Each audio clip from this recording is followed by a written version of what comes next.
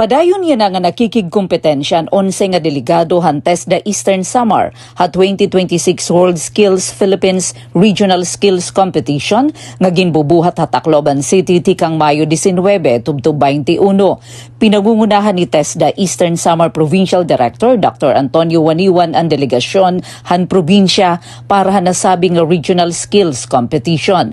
Sumalakan Dr. Waniwan ang mga representante han Eastern Samar amuhira Aiken Ralph Salazar para ha welding, tikang Habalanghiga National Agricultural School Cunbanas, Angeline Lalosa para ha bakery ngan Lorna Liad para ha cooking nga pareho tikang ha Arteche National Agricultural School Cunanas. Nakikigkompetensya luwat hi Rainier Jeff Basehan ha restaurant service nga tikang gihapon ha Anas. Para naman ha Samar National School of Arts and Trades SNSAT, nakikigkompetensya hi Radyo Marie Liad ha carpentry, Jo Marie Lopenia ha electrical installation, Aljon Achay ha plumbing and heating, ngan Jonathan Abug ha wall and floor tiling.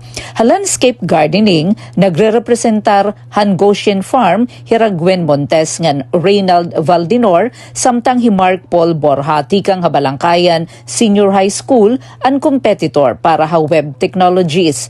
Sumalahates da Eastern Samar, ang mga delegado, amo ang nagdaog durante han World Skills Eastern Samar nga ginbuhat ha Balanghiga han Marso 2026. Formal nga gintikangan ang competition, pinaaghan opening ceremony March 19 ha ACLC College of Tacloban City Incorporated Fatima Campus. Samtang ang aktual nga competition yan na ginbubuhat ha magkaiba-iba nga venue ha Tacloban City. Katuyuanan han World Skills Philippines Eastern Visayas nga mapauswag ang technical ngan bokasyonal nga abilidad han kabatan-unan ngan maipakita ang ira kausayan ngan competitiveness ha industriya.